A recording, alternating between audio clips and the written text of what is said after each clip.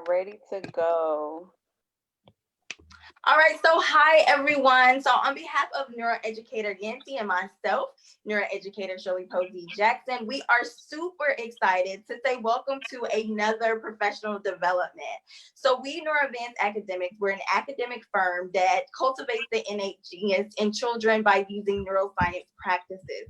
So this is a monumental time in history right now, and with the coronavirus crisis, the norms of education have drastically changed. So a lot of parents were wondering what to do, how do we go about doing this, and continuing on the process of learning within the home. So we have decided, neuroeducator Yancy and I, to do a couple of professional developments. So last week we discussed learning loss and regression. What does that look like and how to prevent it? And this week, and also last week, some of our NeuroAdvanced academic dad tribe were like, where is the male representation?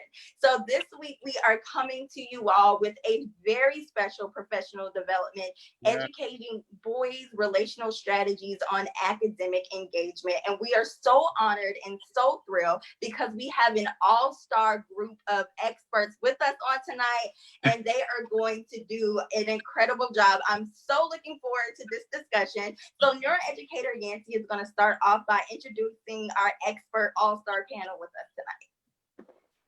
Yes, absolutely. So I just want to say thank you all for tuning in, those that have popped on so far. And I'm going to start with Mr. Jacobs. Mike Jacobs is an assistant principal at Center City PCS. He's an undergrad from Howard University, graduate school, currently at the Chicago School of Professional Psychology, working on a doctorate of education in educational psychology and technology. He is also at the part of the Honor Society and Kappa Delta Phi. Next up is Mr. Emulus. Yes. Emulus is a ELA teacher. He is a classroom management facilitator. He attended Cheney University for his undergrad, Holy Family University for his graduate studies. He is also the founder of We Educate. Thank you, Mr. Emulus. And next we have Mr. Sir Princeton Harden. Mr. Sir Princeton Harden is a 4th and 5th grade teacher at Ron Carney. He completed his graduate studies at the University of Texas in Arlington. He received Teacher of the Year 2017-2018. He was the Science Department Chair in 2018-2019. Fort Worth ISD Learning Model Instructor 2018-2019. Thank you, Mr. Harden. And up next, we have Mr. Denny Penton. Mr. Penton was a student athlete and graduate of Lincoln University, where he majored in psychology. He is the founder of PCAA, a community-based that provides competitive athletic events to the community. Also a mathematics educator at Global Leadership Academy. Next, we have Mr. Ira Bond. Mr. Bond is a master teacher. He's an African masquerade professional and cultural enrichment specialist for 30 years. He has a school principal certification and a master's degree in multicultural education from Eastern University. He has also earned an honorary degree in Malian Cultural Arts from Antioch University and the National Dance and Drum Ensemble of Mali. He has been teaching male rites of passage in the Philadelphia School District for 10 years. Ira was PD specialist with COSEBOC, the Coalition of Schools Educating Boys of Color, during the implementation and development of the Sankofa Passage program. Sankofa Passages was an in-school rite of passage program in 14 district schools. Currently, he is the male rite of passage facilitator at the Imhotep Charter School and African Center Charter in Philadelphia. He is the currently lead percussionist for Kulu Mele African Dance Company, a member of Dunya Performing Arts, and the founder of Malidelphia Performing Arts. Amazing, guys. I hope our viewers are ready to just absorb everything that you guys have to offer tonight. And we are so excited. I'm going to pass it back to Neuroeducator Jackson. All right. So again, for everyone just tuning in tonight, we have this all-star group, and we are actually discussing educating our boys relational strategies on academic engagement. So the first thing we want to start off, I'm going to ask everyone, what exactly or how would you all define academic engagement? What is it? What does it look like in the classroom? What does it look like in our homes? So when it comes to academic engagement, I think about students taking control of their learning. Students are moving around, they're engaged, they're having fun with it, they're getting all the information when it comes to learning. Yeah, when I think about academic engagement, I think about the academics, the behavioral, and the social piece of it, of what kind of entails a program, and just thinking about the multiple intelligences like the spatial, the kinesthetic, the visual, like bringing in all of those aspects into learning to captivate students and keep them engaged. I love to think about the communication aspect or the communication piece. How well are the students able to talk about what you just engaged them in? Because engagement can have a few different views. I mean, engagement in one class doesn't look the same as in another. And for a science class example, you may think that the hands-on is, engaged, but some students do the hands-on materials and still aren't making the connection. So engagement for me is, how is that communication after the activity or after the assignment? How does that conversation go? How are they able to talk and really dig into what you were teaching? Yeah, I agree. The engagement has to be communicated to a language that the student understands. It can't just be an assignment given to the student and an expectation received back from student to teacher. It has to be some form of, a give and take relationship that you got to build with each individual student. So that they can trust that you want their best welfare for them educationally. So I think that has to be able to be established in order for them to engage in the teaching. Yeah, I agree with everyone. I mean, I think it really starts with the relationship as well, bro. I think our young men come in with a lot of baggage, a lot of things that they're dealing with. And, in a typical class, teachers aren't necessarily interested in all of those other things that are going on. But to really have a young person engaged in the lesson, you have to know the child, you have to love the child. So if you know and love the child, like if you would just come into a space just to get a lesson across, then you're not really, your end goal is not going to be the success of the child or engagement of the child, because the child is not going to connect with you, especially our young people. And I think with our brothers, it don't matter if the teacher's white or black, but it's really about how well, like, do you really believe in me? I mean, are you just somebody that's like a fly by night kind of person? Because I mean, that's what they get a lot. And so we have to constantly try to let our young people know that we're serious about really being in their lives and caring about them. And then that way it'll open the door to engagement. Because other than that, they're just going to come in and they're going to act. Sometimes, a lot of times, they'll act up. Like the more they think that you are like just there for a paycheck, especially with our brothers, the more you're going to see behavioral issues, because they like, for them, it's kind of like, why are you even here? So. And I like. Okay, so I love that. I love that at that piece. So that's going into our next question. So you talked about we talked about relationships, and we talked about the student knowing that you actually do care about them and their learning. So the next question is, explain, what does it mean to reach a male student where they are, and what does that look like in the classroom and or your home? Okay. So basically, like go to football games, go to a soccer game, birthday party, whatever it may be. Let's say they come in the morning and they're upset. Don't give them a hard time. Find out what's going on and build that relationship, have a conversation. And when they're misbehaving in the classroom, don't put them on the spot. Talk to them one-on-one. Yeah. And that's really important. I feel like a lot of teachers don't get that part. They don't want to be embarrassed. They don't. They don't. Right.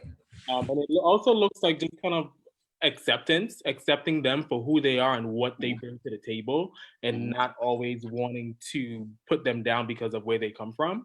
And experiencing at the time. So just really getting into their hands and make a commitment with them and like say, hey, okay, I don't want to talk to you right now because I noticed that you're upset, and really tuning into why they're upset. But I'm gonna give you a few minutes and saying I'm gonna come back and I'm going to talk to you, and then we'll get it okay. Because half the time we like to pressure them and say we need to talk about it right now, and then that's not the fix. Like they don't want to talk about it right now. Exactly. Yep. That's Giving them true. that time and space and making a commitment with them and saying, hey, I noticed that you're upset, but give me 15 minutes and I'm gonna give you 15 minutes and I'm gonna come back, I'm gonna check on you, and then we'll talk about it. And 9 times out of 10, like when you create that space in between you and them and you show them that respect because they are a human, and they will open up and they'll start to talk, and you'll realize Exactly. Yep.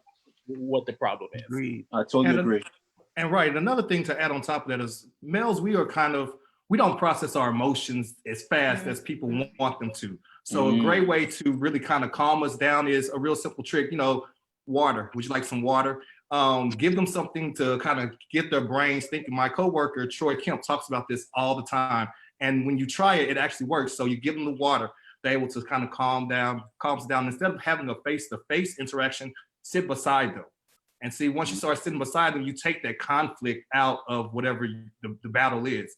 And so now you calm them down, they have the water, you're sitting side by side and you're able to hold a conversation, and you're actually able to build a trust with that student so they are able to tell you what's going on, and then you can dig into anything you want to. One of my students, we did a waffle contest a couple of weeks ago. So one Saturday morning, he said he made good waffles. And I was like, your waffles aren't better than mine. So he set up a date. And so we woke up, we made waffles on Zoom. We compared the details of the waffles, and his dad came in, and so we were going to judge him. But then I found out his dad actually worked at Waffle House at one point. So I was like, this is no fair. How did you set me up like this? But once again, it was a chance that I was able to build a connection with that student. And he was actually able to see two Black men cooking breakfast and being able to take care of themselves, and just those simple things like that. Yeah, and just getting on their level. Like I worked with early childhood students, so of course we're naturally just taller than them. So just getting down and kind of stooping down and just talking to them on that level is really important. And just getting the family buy-in in some type of way, like really, like Sir Haddon said, like really getting into the family, the homes, and seeing, because we do home visits in high school.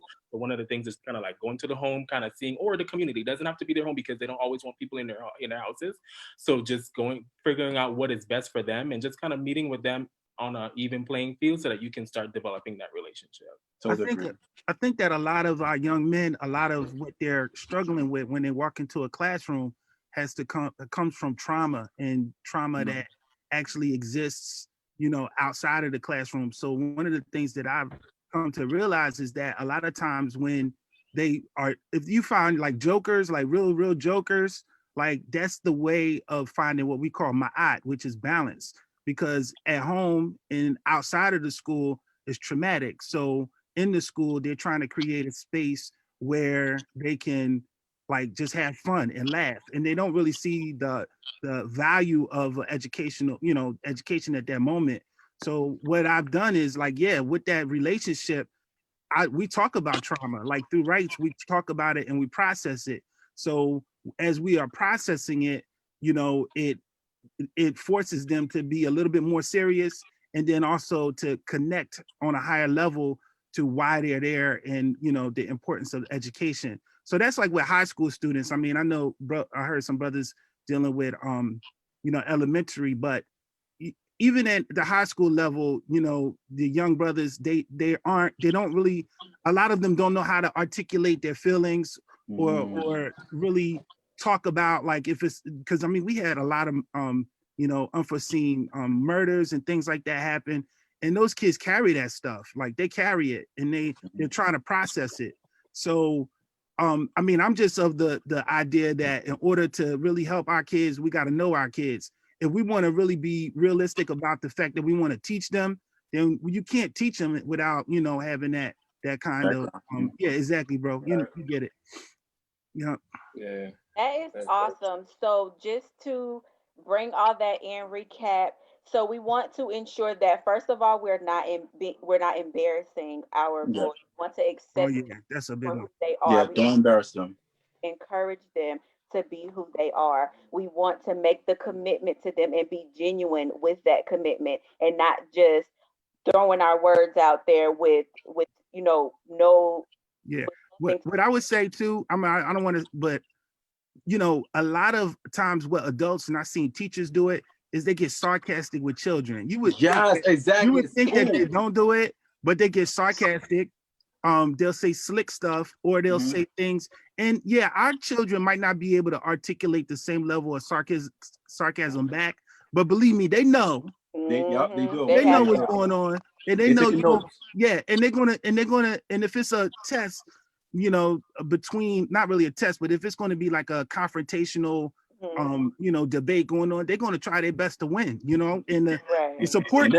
And they're gonna win too, because Yeah, they'll say some because bad words. They're exactly. gonna win. Exactly, because the support team can't be in there 24/7. So Exactly. you creating, a And monster. so that also brings up the importance of creating those boundaries when we are first building those relationships with our students, especially our boys. That's what we're talking about right now. We want Yes. to ensure that we're creating those boundaries and making sure that we set who we are for them when we're building our relationships with them.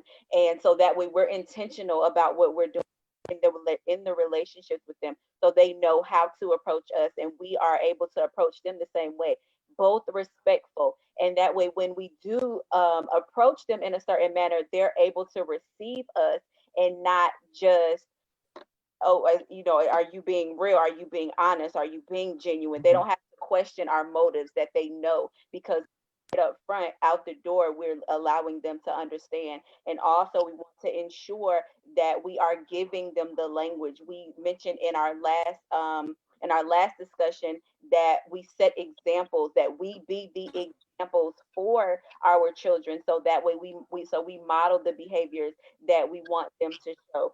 So that is another way that we give them the language and we give them the things to say and how to work through. So when they see us having a problem at Mhm. work, and so they may be having a problem at school in that same environment, so they can take our behaviors and use those same tools Totally to be agree. productive and to follow out with their in the right manner. So that goes right into our next question. So how does differences in cultures and individual needs affect the Black male student? How does embracing differences, culture, and individual needs affect Black male students? Mhm. I think it's really important, especially when you start to generalize or clump all your male students together. Um, People tend to think boys, okay, I need to make it relevant, sports. But then you have students that like Steven Universe. So you don't want to completely isolate them. So taking that time out to see what students are interested in, to figure out what those differences are, will actually help make a bigger connection, especially when it comes to pushing your content. Yeah, that's real. I mean, I had a student who he didn't like sports, but he really loved shoes. So every time I see him, I'll compliment him on his shoes, and then we just were able to form a strong relationship just by that. And that opened up so many doors so that we can talk about his culture, because he was Hispanic, and kind of talk about where his family is from and how he is raised. So, I mean, just kind of teaching them what those differences are too within people are really important. Yes. Yeah, I like what you said, Mike, earlier about differentiated learning, and just understanding that there are a variety of Black men, and like we all have different likes and interests and ways in which we communicate. And so and for our young brothers, it's the same way. And we I like what you said, dealing with elementary children, like going to their level, sitting down, sitting next to them, uh, trying to find what you have in common, but all at the same time, letting them know that you are their elder, and that with eldership comes a certain level of respect. So there's a relationship, but there also has to be some lines drawn as well. And I think some people, and we're talking about educators, they have sometimes difficulty finding that space between, building a relationship with the child, and at the same time making sure that the child understands boundaries.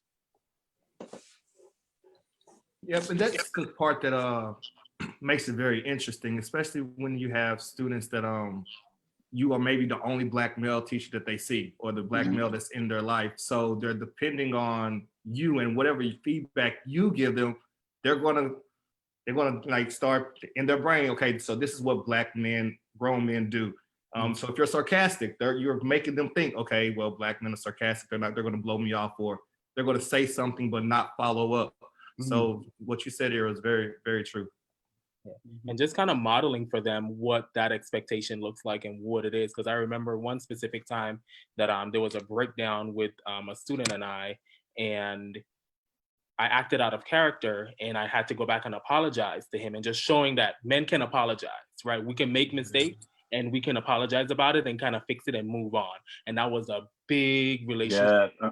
And I had to really, really get through, because as soon as it happened, it clicked in my mind. I said, oh no.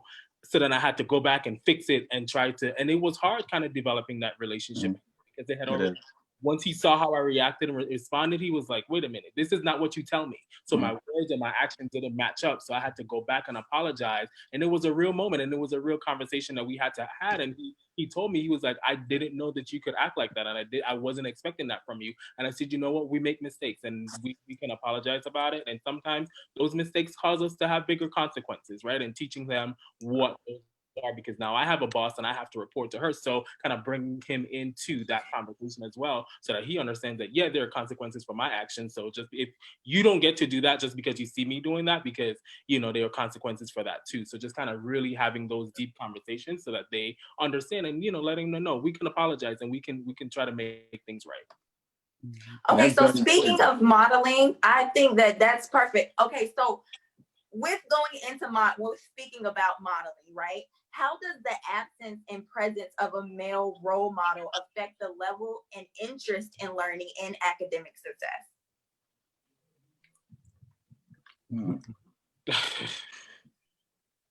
Does everybody want to? I'll say, kind of like I was saying a little bit earlier, talking about you being that male role model, and you being that person that they're here, that they're listening to.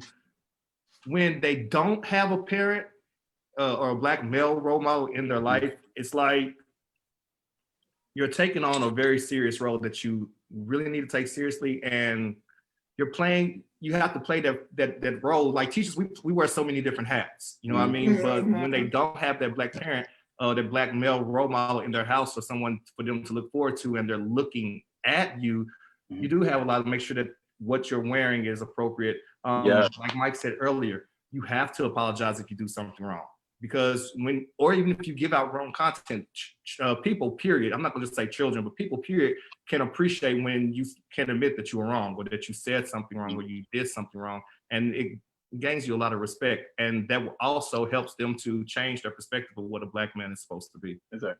And I teach fourth grade, so a lot of my students, I'm their first black male teacher. So I need to make sure that I'm on point, because if I'm not, if it's the worst year ever, they're gonna be traumatized. They're not gonna want another black male teacher or professor.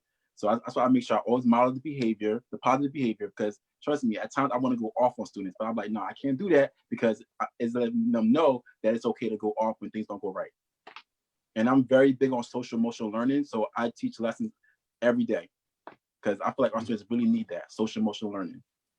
And we start that, I think what even parents should think about when their kids are at home, even now, like talking to them about accepting consequences. When you hear no, like, what do you do, right? About those things, so that when they go back to school and a teacher says, no, you can't get up right now, or no, you can't do something right now, it's not a big blow up, right? So we have to teach how to do these things. And social emotional starts from 3 years old and up. Like in our school, we have a program that speaks the same language. So from 3 years all the way up to 8th grade, they're hearing the same thing constantly. So by the time they get to a different teacher, oh, my teacher's not saying the same thing, we're singing the same song, right? So that social emotional development from as young as you can get them to understand it is really important. And it really does work though, SEL, social emotional learning, because I remember one year, I didn't follow with fidelity, but my grade partner did. Her classroom culture was amazing. Mine was not the best, but the year that I followed with fidelity, I saw a major difference in my classroom culture. Yeah, and it really does work. You have to show an example, like a consistent professional example all the time for them. Even though like you want to also show fairness and holding them accountable for their own actions, because you know it's a false identity if you're not holding them accountable as students, as scholars, to you know at least challenge you as a teacher, and to give you that you know that reciprocation or relationship that you got to establish. You know, you got to build that. But that culture is you. It's your classroom. You know, I've seen that somebody had you know, classroom management as a specialty. That's a skill that everybody don't obtain. And a lot of it has to do with confidence, you know, self-confidence. And a lot of teachers have to embrace that, because they walk in there with fear because they don't talk the language that the kids nowadays are talking. But you can't have that fear. You have to embrace that and understand that you're there to be professional, in the show professionalism is. So. And I would say that what you just said, bro, like in terms of even for parents, and I'm thinking that some parents are probably struggling in the same areas and thinking about like not necessarily being afraid of their kids, but not like speaking up and being strong as a parent. You have to be strong as a parent. You have to set down, you know, your cultures and norms and what is expected and what's not expected, and follow through. That's the key, following through. Because one thing about children, especially our brothers, like they know when it's a chink in your armor. So they're gonna play you, and play by the rules. And then one day they're gonna try something, and they're gonna wait till you're a little weak and to try it again. So it's a strategy, but at the same time, you have to be strong. You have to be situational. I mean, because you know that's a part of it too, like understanding where they're at that particular moment. But you have to also, you know, like you said, have confidence, be strong, speak with authority, but also, and I like what y'all said too earlier about embarrassing. I've so many times I've seen you know, teachers in the classroom, like they'll say some things that's like totally out of pocket in front of the entire class, you know, or like they trigger them. Exactly trigger, and it's like it don't even have to be all that. And so like you can, you know, some of the things I do, I'm like step into my office. My office is just a little space next to the door, you know. So and it's like I'm whispering to you, like, you good, bro? Like, what's up with you? And that's where I really say, I'm like, you good? Like something going on with you? Yeah, like, you know, I mean, and they be like, oh, my bad, I'm just off. All right, well, let's get it right, you know. Yeah. I think one of the big things too, we like to ask our boys, like, why you do that? Like, no, you different questions, right? Ask them what happened, or what were you, and this is a part of the restorative justice work that we've been doing, restorative practices. Like, what happened? Tell me what happened. What was your thought process when it happened? And really dig into the issue, because you asking them why, they're like, I don't care, I don't know, I just did it. Yep. That's true. And I like what you said about what you said about water, because right there, bro, like you just answered, like you just gave them fire. So fire on fire is more fire. You know, if you say, you know, go get some water, and I'm not sure which brother said that, but I mean, I hadn't thought about it like that. You really trying to get them to cool down, like you trying to change, and that's what water does symbolically, and like with neuroscientists, it's all science. You know what water does. Exactly. So it's like you trying to get them to cool off so we can have a logical and articulate conversation, so we could de-escalate. And so we can have a conversation, you know. Not so like if I come at you like, yo, bro, man, I told you to sit down. Why don't you sit down, man? Like, exactly. And that's another one. Everything, the way how you approach a kid, like so 2 years ago when I was a director of students, I would usually go and support teachers with culture and having to talk to students, and I would have, if it's a particular student, they tell me who it is, I can't show any emotion. I have to come as a blank slate. I can't smile, I can't breathe heavy, because at the time that I do, like, it's a wrap. He's shut down and he wouldn't speak to me at all. Trigger. What do you approach? And have the different strategies in your hat, because some kids can handle that. Some kids, you could come at them a certain way, they can handle it and then they'll respond. But some kids, if you come all hyped up and like you go at them too hard, they'll shut down on you. So whatever your and that's why I like to bring up the sitting next to them when you're doing the confrontation, because you want to make sure that it's not a confrontation. Yeah. Right. Because confrontation right there, you think defense. But if you're sitting next to them, they've had it while they had a chance to cool down. That also takes off anxiety off of you, so you're not so emotional when you're addressing the issue. So if you're sitting side by side, you're able to both relax and have a conversation, so both people are actually heard. And sometimes teachers, we have to realize we may have did something. You know, we may have missed something. We thought that they were picking on somebody, but we didn't see what they did was just a reaction.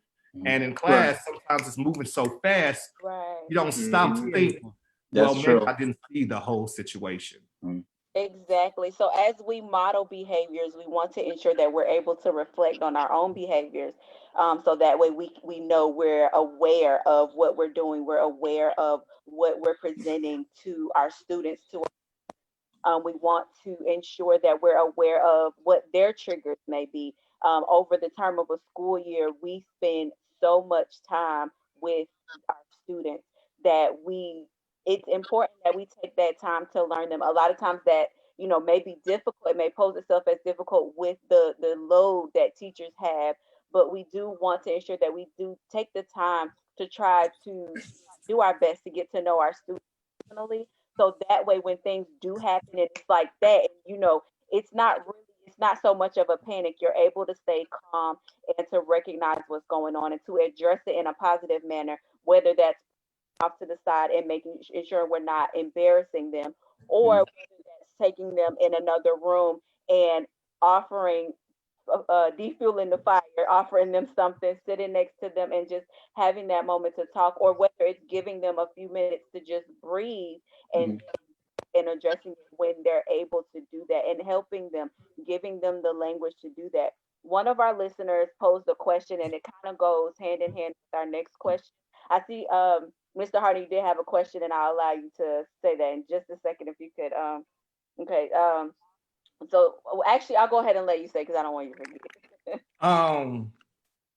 You said all that, and it just went straight out. It just went out, and went out. Go ahead. It'll come back to me. I'm sorry. Okay, so she says that, is it possible to push them too much and they shut down? As a parent, we know their potential, so we tend to be harder. How do we balance that parent-teacher role, especially at times now that role is very real? That parent-teacher role is very real. So that goes into our question of what can parents do to create, unique solutions to help form these relationships and alliances with the student? So boys are very competitive. You have to be very mindful how you give feedback. One word would shut them down. So a lot of time parents, like when it comes to giving feedback, they can either be harsh on the feedback or not as effective. So it's a difference between good job and, oh, the way you read that book was amazing. You read it fluently, no mistakes. So it's all about feedback. And that's what all my teachers say. It's all about feedback and tone. And I would like to add on, this is what I was going to say, but I'm glad you asked that question because it kind of goes all into it. Communication, teachers' communication with the parents. Oftentimes we like to wait until Johnny has done something to reach out to the parent. So you have to make sure, well, let me not wait until Johnny, as soon as Johnny does something, let me handle it, but then let me contact Johnny's parent. Instead of saying what Johnny did, say something that you appreciate about Johnny. Start to build that rapport with their parent. That way those parents know, okay, you're not just picking up on my son. You're not just trying to say, well, he was talking in class, because teachers know what talking in class is versus what traditionally parents thought talking in class was, right? So they take that talking in class, but if you're able to build that relationship with their parents before, when they do something, they already have your back. So same thing here in this COVID situation, still keeping constant communication with parents about what material is out, being there to answer questions with them, making sure that they can understand or they know that you have an open communication policy, having family nights with the parents of your school and with the students also helps to increase that as well. I'm glad you mentioned that because I'm really big on positive phone calls. So beginning of the school year, I do a lot of positive phone calls because it's important to build a relationship with students and parents. So when I call a parent around December, I'm like, yo, your child keep talking. She'll be like, you know what? I got you, Mr. Ernst. That won't be an issue. I will handle that. I'm not going to wait till December to start doing negative phone calls. So positive phone calls is the way to go. It really works. Yeah, for every negative deposit, you should have at least 5 to 10 positive Yep. deposits. Yep, that's Right. true. That And ratio then when you, should balance out. I'm sorry, Mike. And then when you do have that rapport already, when you do give them feedback from something that didn't do so well on, they will take that feedback really, because they're like, oh, well, 2 weeks ago, you just told my mama I did this. So you may be right. Maybe I can add another supporting detail to this paragraph and it not be so bad. I'm telling you, your And I, relationship really works. I want to go a same area, a slightly different direction, thinking about that one parent that wrote in, the psychosis of our young brothers, especially the high school brothers, is that they are men. That they are men, like that they Right. have everything that it takes to be a man, right? And so one of the things that Rite of Passage does, it helps define what manhood is so then they can think about it. Because I always tell them there's such thing as a 50-year-old child, but then like, how do you define it? So when you communicate, especially, for our mothers, single mothers, especially for families where the young man has a lot of responsibilities, like I think that, that all of our young men have the ability to be academic, like they're geniuses, like they have it, and they have the ability to bring their, academic selves to a certain level. That's not the issue. The issue is it really worth it? In their minds, is it really worth it? Is it something that I need to, because one of the things that I talk about, and people think about Imhotep, some people may think is heavy athletic, but we're big on scholarship too. So it's like, how do you balance scholarship and the athlete? It's not one without the other. So for our young men, we have to explain to them that, like, you can be a man, but you got to handle your responsibilities. And part of, being a man is being responsible, not having sex. But unfortunately, that's what they believe. A lot of them, I'm gonna tell you, it's that simple. They think that if they can have sex or if they can make a couple dollars on the street, that they're all of a sudden men. So those are the types of things that we're dealing with. So for that parent, for that parent, I would say, definitely start with relationship building, before criticism. And that's the way human nature works. Is everything, even the brothers just said, even with educators communicating with parents communicating with children, with husbands communicating with their wives. You better say you got a beautiful dress before you start talking about, I need you to change your hair. You know what I mean? Yeah. So you gotta Yeah. you gotta know how to, smooth the situation first before you can, get to what it is that you really want to talk about in order to build that relationship. Yeah, you definitely got to build that comfort with the student. They're not going to really talk to anyone if they don't feel like you're a part of their social group a lot of times. And a lot of times they already feel like that everyone has a judgment, especially an adult. Yeah. So you got to stay open-minded, like throughout the entire process. Because a lot of times they, like everyone said, we all know that they shut down easily. I would say like the concept that, on every level that can possibly help is that, you can start setting goals for your kids, individual goals, to help them to see their placement amongst themselves, to see their own self-value, to help do a little self-reflection. And it will help them to be more accountable as individuals in your classroom. Not necessarily like big goals like classroom board cleaner or person who throws the trash. Nothing like that. Just individual goals like making sure that they read their paper and put a period at all their sentences. And if they have all that, even if the sentence is bad, if they have a period at all their sentences, you just put a check at the periods. Simply just at the periods to make sure that that person is using periods instead of that person not incorporating that in their writing. That's just an example for elementary or middle school. However, you will see in high school that kids still don't use periods at the end of their sentences. And those same techniques can go with just setting small goals for them individually. It's not just breaking them down so that they see the error. It's more so helping them to see the ability to critique their own mistakes. Definitely. And even with setting those goals, like set some positive reinforcements and some things that they can work toward so that they, if you do these things, then, you get extra time, just kind of setting up those structures so that, Right. yes, it's a goal, but we're also working towards something you like, because that will motivate them, right? Because we want to build their motivation. Because once I've noticed working with early childhood, motivation kind of drops off in second grade. Right. Yeah. Drops off, and then Kwanzaa it's Jin- all about academics, and we're pushing the academics, and they don't have the social emotional development when they still should be getting it, right? So they're not towards having extra recess anymore. They're not getting that stuff anymore. They took all of that stuff out. So it's just like, what am I working towards? Just doing this work? Like, no, we need to set things in place. We have their goals. We have what they're going to work towards, and they get to earn it. So have those different things that they can earn at home.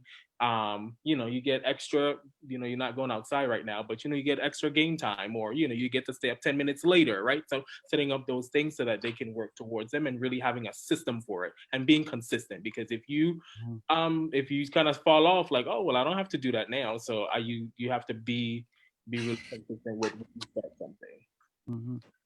Okay, so this conversation is absolutely amazing. I am absolutely loving it. So we were saying, so you all were basically saying we need to make sure we have a strong foundation for positive feedback and communication, and make sure we focus on building relationships versus criticism. I absolutely love that. Right. So some studies have shown that 71% of schools suspensions are within the male population, and 80% of Blacks and Hispanics make up the special education population.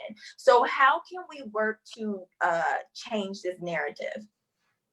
Building positive relationship with students. It goes back to that.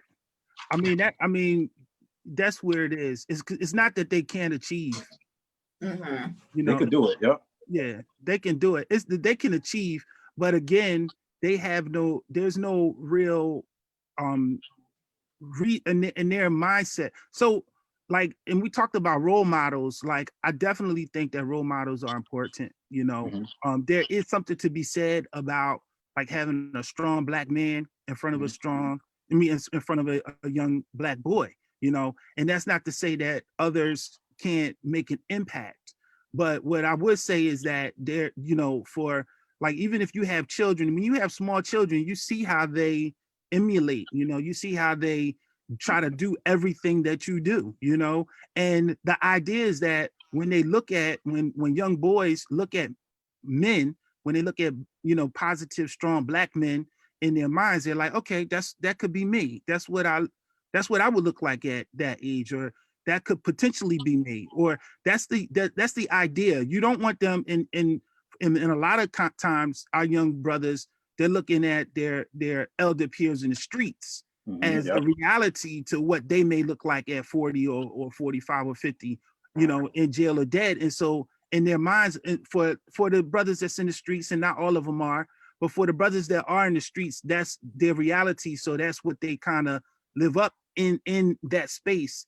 And unfortunately, when they go to school, they carry that same mentality. So it's not that they can't do the work. They don't really see the relevance of doing that work in their homes, in their lives, because that's not the trajectory of their life at that moment, And so what we have to do is we have to like create a different narrative, as Black men in the schools. But I think even, educators who are not Black men, and showing, images of Black men that are positive, that are strong, that are educated, that are focused, that are not all athletes, you know, and not to take away from athletes, but also just to show the variety of what, you know, Black men are capable of doing.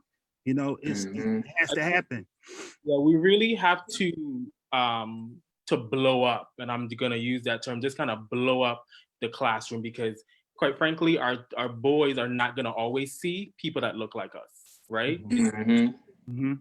It would be very amazing to have a classroom that, or a school building that has Black males, but I am one of 3 Black males in my building, right? So we have to blow up the mindset of all of the educators in the building to ensure that they have the best interest for all of these students in mind, and kind of brings up these biases. Like, what do you really think about Black boys, right? Like, are you know, the white person or the white woman that thinks, oh, I'm gonna go to school and I'm gonna be a teacher to save little Black boys? And I'm just gonna say, like, is that your narrative? Because if that's your narrative, I don't want you to work in my building. Right. In I don't 2007, you have to say something different, because you coming to say, oh, I'm gonna save this little Black and brown boy, it's not gonna work for me, because that means that you already have a preconceived notion about what Black boys are and who they are. And that really makes me upset, because when I went into this work, I went in to change the face of the classroom in early childhood, because there are not many kindergarten teachers that are Black male. They won't. All you see is a white woman, or you see a Black woman. You won't see a Black male teaching 4 and 5-year-olds. You see what I'm saying? So we really have to blow up this mindset of all the educators in the building, and really have a serious conversation around, what do you think about Black boys? Who are they? What do they mean to you? And then we can start thinking about, you know, building those relationships. Because quite frankly, if we're talking about building relationships and they have preconceived notions and these biases against Black kids, it's not going to work. So we got to blow it up. Just turn the tables. Right. Let's have I love that. about what these Black boys are and who they are. Because guess what? You all are the one putting them out of classroom, because they no boy leaving my classroom. You see what I'm saying? Same here. You go sit in the library.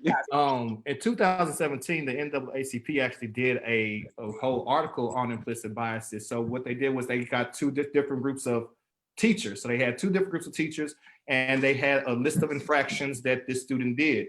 And the only thing they did was, in one group, they gave them a Black name like Darnell, right? And then on the other one, they gave the other group, they gave them a name like Chad. And what they noticed was, with the teachers not ever had met this student, and only knowing what's on paper, the judgment for Darnell was much harder than the judgment for, you know, Chad. They did the same thing, same sheet of paper, just a simple change of the name. So right there, people are having this implicit biases. They don't even realize that they're having them sometimes, because we do it to other grown people, even out on the street, especially in the streets of Atlanta. You see a Black person coming across the street, you lock the door. You know, somebody's walking a little bit too close to you in this COVID situation, somebody's still a little bit close, let me back. So you have these things that are built up that you are already thinking about these folks. So trying to get your whole staff to, one, know that everybody has an implicit bias. There's nothing that anyone is exempt from. We all have them against somebody at some point in time, but being able to be courageous enough to look inside yourself and try to readjust those biases, and being proactive before you act. And that action actually works for the detriment of a child and the relationship that you have with that child. Right. So most of those statistics comes from, because if Darnell was to write on the wall, we're going to suspend him for 3 days. Whereas if Chad wrote on the wall, oh, Chad, but he don't write on the wall. Right. You know, so and having though, and you know, when we think about, you know, those 2 students, right? Like, they both did an action, and one gets an extreme consequence and the other just gets like oh, it's okay. But what is the logical consequence, right? Like, what would teach this child not to do that again? So thinking about having those logical consequences, it may be, you know what, you're gonna have to clean the wall today. Yeah. You know what, you're going to have to clean the wall because you messed up our classroom, right? I'm really deep digging into the like empathy of it and the sincerity of it. Like, wow, you know, this is our classroom and you wrote on the wall. Like that really hurt. And if you like, it's just, we really have to think about those consequences of how they affect our Black boys, because you putting them out of the classroom or you suspending them, it doesn't fix the situation. It doesn't. You know, it makes me, pipeline. it makes me think about you know, the reason why the African centered educational movement started. You know, one of the things that it does, it talks about identity development and the idea that you have to know who you are, whose you are, you know, why you are. And a part of that is being not not believing the narrative, the false narrative that, you know, that black about black people, you know, and especially about black men. And there is a negative false narrative that we kind of glossed over in America and around the world about, you know, who black men are and what they are. And then there are those people who like have traced the historical context and know that, you know, there is a history before enslavement, and that, you know, that's not the narrative that describes who we are by you know, by black as black people. And so as young black men, you know, in the African Center movement, the idea is that if we show you ancestors and people who look like you, who have come from situations and circumstances that are close to you, but they have done great things, then what is the difference between what they can do and what you can do? You know, and so this is one of the reasons why we say we try to advocate against Black History Month, in the sense that, you know, we celebrate it all the time. We want them to see, you know, role models and ideas. And like bro was saying, brother Mike was saying, we have to, like, even if it's a white teacher, we have to transform the space so that the space is sacred and that it reflects, you know, black men that are positive and that are able to do things, you know, and that have done things. And So as black men, we actually do have a privilege. I like to think sometimes I have a privilege when I walk into a classroom for the first time versus if, you know, a white lady was to walk into the same classroom if it was majority black boys. I have a natural privilege.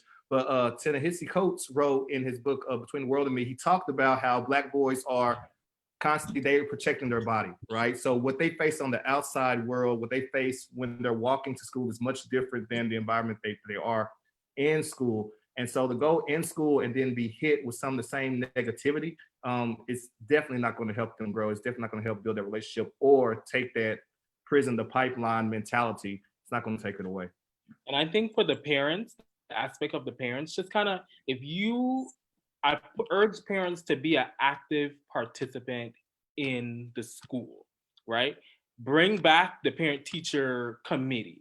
Because these are conversations that they should be having as well, and really digging into, okay, I see a lot of white teachers in here and my son is a black boy. Like what is going on, and how is my child being educated? Because I want to make sure that he's getting what he needs, and he's not being coddled, he's not being sugarcoated, he's not any of that stuff, right? So really, parents, I urge you to get back into the schools. You have an accountability and a responsibility to make sure that your child gets what he or she needs also. And it's really important that you get back into the schools and really communicate what your vision is for your child and how you think that he should be educated, and get to know your teachers and get to know the principal, get to know the people on the board. Because if you have a voice in what's happening in the school, things can happen. So I really urge parents to really get back into the school and talk to their teachers, talk to the administrators, really get in, because we have to, it's not a teachers and educators, it's not black men, black women, it's everybody. It takes a community, it takes a village to raise these children, and we have to come back together. And I think during this COVID time, I hope that parents are going to show teachers some grace once they go back to school. And I really appreciate all the work that educators do, because it is a lot. And I hope that they really recognize what is actually happening and what their teachers are doing to make sure that their student gets the best. So parents, go back into school. You hold your teachers accountable, because they will hold you accountable, and kind of lock in with the school so that you can figure out what's going on and make it better. Yeah, I agree. Parents definitely need to get more involved with their child's education, as well as with the atmosphere that their child learns in every day. And as a teacher every day, you know, you have to find that barrier where you don't feel so committed as though you are a parent to that child. You have to also help that child to establish that you are a professional and that you cannot be a parental figure to that child by law. However, you do always find that attachment to a lot of scholars that you encounter throughout your professional career as an educator or as a mentor, or simply as a big brother or sister in your community. You find yourself being like kind of like an iconic role model just to help them build stature.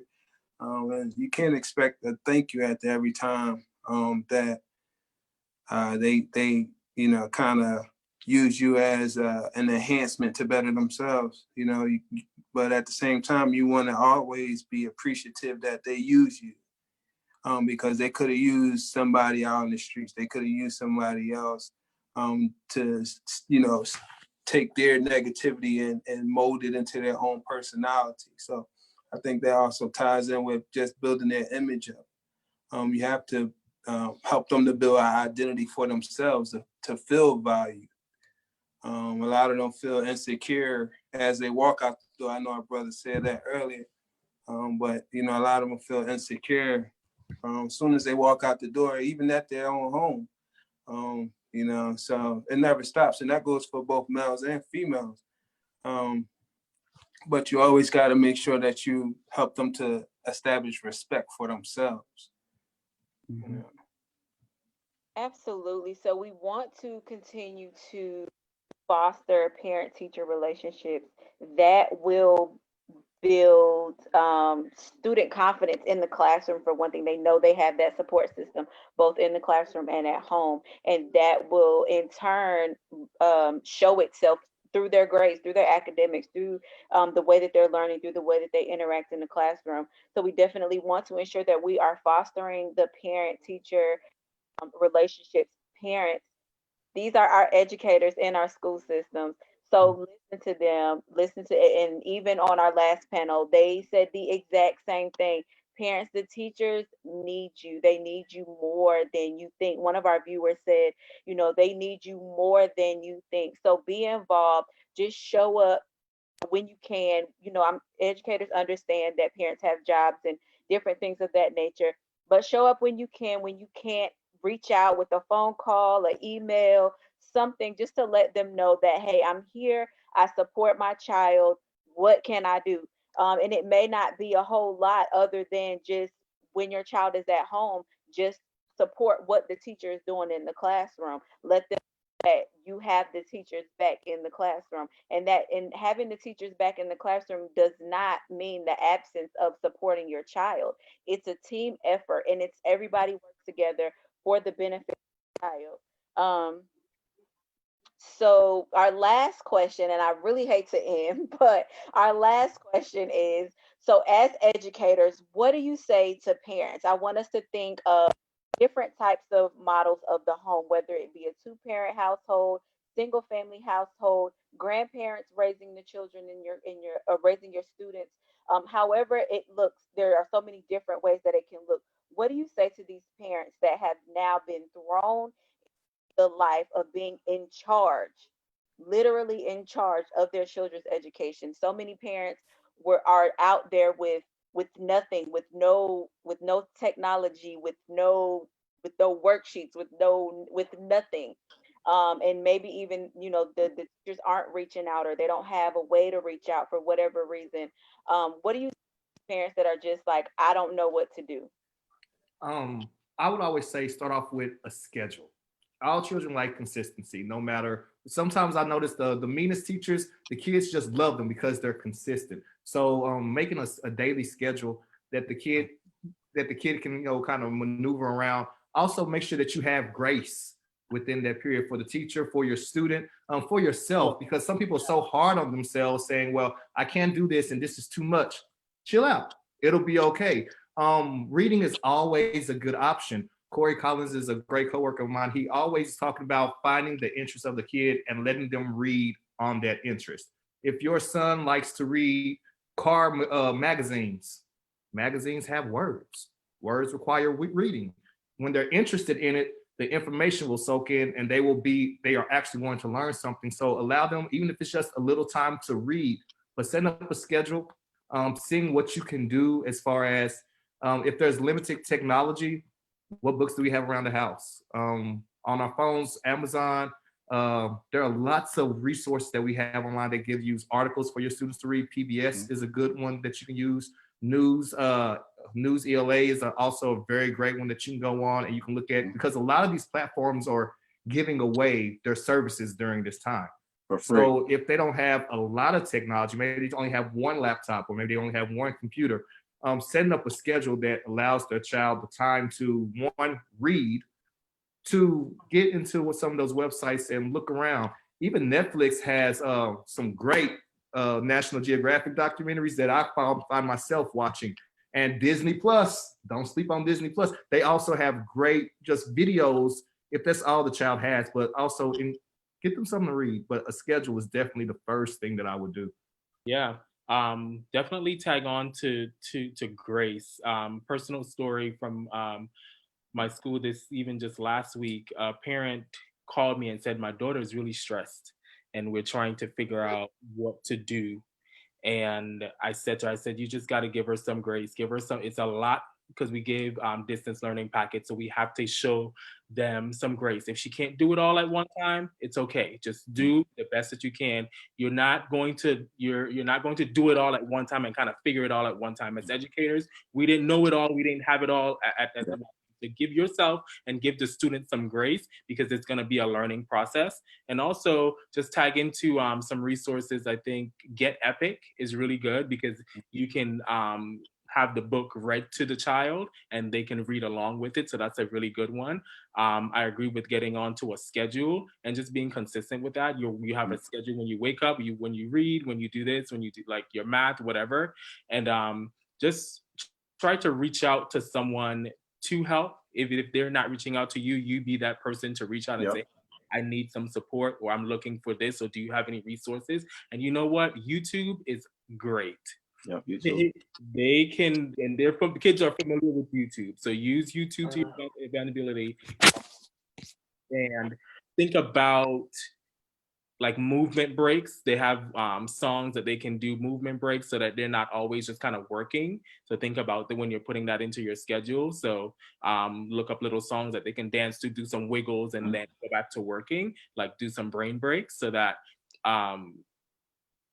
the time that you're using can be productive. And also, parents, be mindful of how long your child is working. If you have a second grader, don't have the child working for 4 hours straight, or just give them some grace, give them some time to like breathe a little bit, relax, because it does get overwhelming. And also communicate with your child's teacher. If the teacher's giving too much work, let that teacher know. And we're here, we listen. And most teachers don't know. I'm sorry, go ahead. Sorry, okay, go ahead. Most teachers don't know when what they think is too much work. They may not, what they think is sufficient, that is too much. They may not know, because they may not be, they may not know what everyone else is getting, or how many.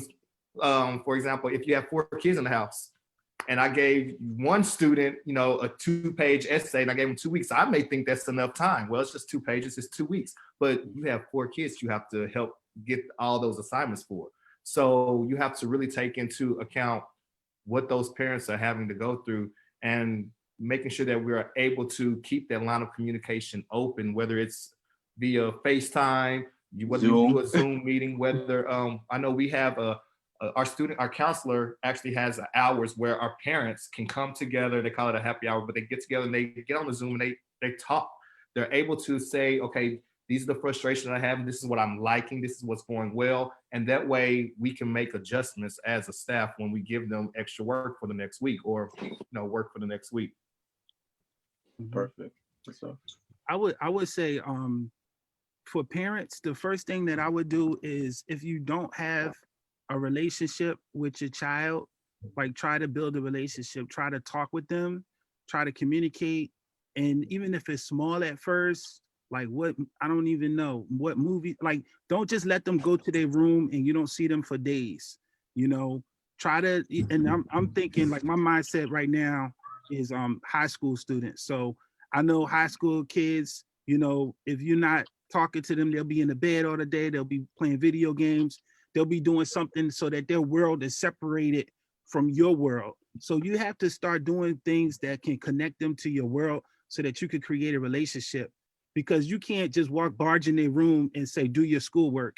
and you haven't talked with them and they're just on the game for hours on end, it's not going to work. They're not going to want to listen to you. So you create that relationship first, you have conversations, and then it's this idea, like I'm African-centered mindset. I think about Sankofa. So in the idea of Sankofa, talk with them about their past, talk with them about their ancestors, talk with them about some of the things that Black men have done and have accomplished, and especially in your families. Whether if there's people in your family, if there's elders in your family, have them talk with some Black male elders that can mentor them, that can talk with them, because the mentorship piece is going to be crucial and key in helping them to understand that they're not here by accident, but they're actually standing on shoulders of folk that came before them. So once they start to understand that, then you want to start talking about their future. What is it you want to do? Because if they're in the streets and they're, like I was saying earlier, if they're thinking that their future is just around, streets or whatever, then that's a disconnect. But you want to try to talk to them about like how you can focus for something that's more positive, if it's that. So you gotta to really try to open up. And I think once like those things is kind of connected, then you can start more like getting into schoolwork, because now they have an understanding of why it's important, and they also have a relationship with you, so that they can so that you can kind of check them on it when they're not. Because you say, remember that conversation we had, like this is what we said we was doing, right? As opposed to there being nothing at all. So that's I love that. I love that. That's great, because it makes them have their accountability, and then you talk about it, and then you have them write it down. You have something you can go back to. You can be like, hey, bro, remember we talked about this? Once again, you're doing it in a non-confrontational way. You're just having conversations. But the last thing I would like to add on is family night with your family. That Uno card game that they keep asking you to play it. Monopoly, it may take you 5 days to play it, because those memories, those moments that you're building, you're stuck there. you're stuck together. Why not come up 30 minutes or an hour in the evening after dinner to get together and play? Because those, once again, you can have those different conversations during that family time, and it doesn't always have to be a game, but it can be those conversations about what your past, what have you done, where do you see yourself going, cooking together, stuff like that. Cooking. Yeah, but there's nothing wrong with turning education into a game. You turn education into a game. A lot of times, that's the best way that they understand that it's easy for them to learn it. A lot of times, I use those same tactics in the classroom of turning education into a game, whereas though you kind of make it into a competition on what's the next answer going to be. And sometimes, you might have some sore losers, but at the same time, you have full engagement because it's a competition. So you kind of put them in small groups, and you might have it, like a brother said earlier, small incentives. Big ups to Mike Jacobs, you know what I mean? But you gotta have incentives. Incentives work; they work wonders, and it doesn't have to be necessarily like prizes. It could be like the phone. Phone time. I said the phone works with my daughter. She's 6, and like she just loves the phone. But at her school they had the color chart, and I tried that for a minute. I'm over the color chart. You gotta use that ain't work. That ain't work. But that phone works. Color chart. I hate color chart. I'm over it. I think this time is really needed. I think family structures are gonna come back together. Right. We got so far away from family. People are going to connect again. Families are going to get to know their children. Parents are going to start beginning to like rekindle that fire just for family structures and family nights, and digging into just family again. So this time is really, really good for just family and really getting to know the people that you see every day but never really get to talk to.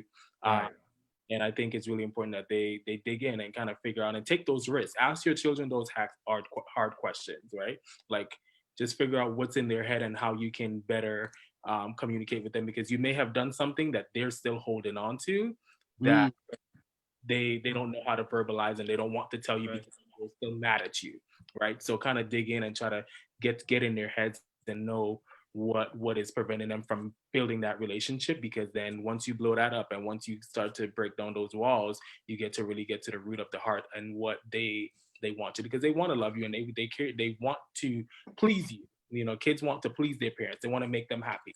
Right. Right, but you gotta learn. You gotta learn with your child, you know, and that's what makes it interesting. You know, have them read a particular questions to you. And now with technology on our hands, if it's something that you don't know, have them read it to Alexa. You know, have them read it to Siri, but have them read to you, so that way they can hear their own voice, kind of like a little premature public speaking as well. But have them read, to you aloud, because I've learned that dealing with both early childhood education and high school education, there's kids that have a fear of reading aloud. It's just a fear of reading aloud, a fear of representing themselves. And it wasn't until I got to college that I understood that speaking aloud represents that you know how to represent yourself. Mm-hmm. And we have to continue to try to build identity in our children, and continue to help them to see that education is an investment. And it takes effort to invest into it. It's not money. It's just mainly just effort. That's with anything in this world, it takes effort. Mm-hmm. So this panel has been absolutely incredible. This discussion has been absolutely amazing. And we just want to thank this expert group of educators for coming on and joining us tonight in this topic that it needed to be discussed. Yes. And it's so important. And we're just so thankful for you all just taking out your time to share your wealth of knowledge with everyone. So thank you so much. Thank you so much. One of our viewers said we need to get together and open a school. That's a lot of work.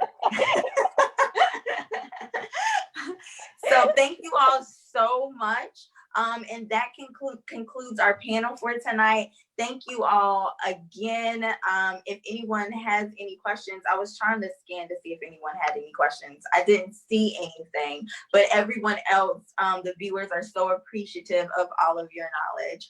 So join us next week. And if anyone wants to share how, that's one thing we forgot to, if anyone wants to share how, if some parents want to reach out to them, how can they find them?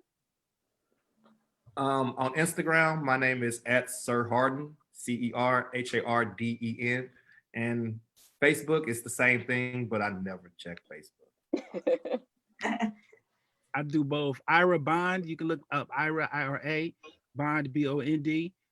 We do cultural education classes, drumming, dance, music, rites of passage. Just look me up. Yep. I am Mr. MISTR _Jacobs with a K _. So hit me up.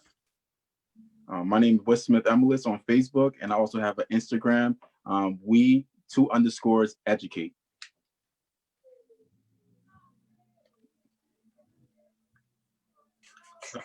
I'm sorry, I'm last one. My bad. I'm Danny Pendleton on Facebook as Danny Pendleton, on Instagram also as Coach _Danny Pendleton, I believe. Instagram, you have to change it up every now and again sometimes. But that's my contact. All right. Well, thank you all so much. We are NeuroAdvanced Academics, and you can find us on Instagram under NeuroAdvanced Academics and also on Facebook as NeuroAdvanced Academics. So thank you so much. Please make sure to go back and replay it and share it, because this conversation was incredible.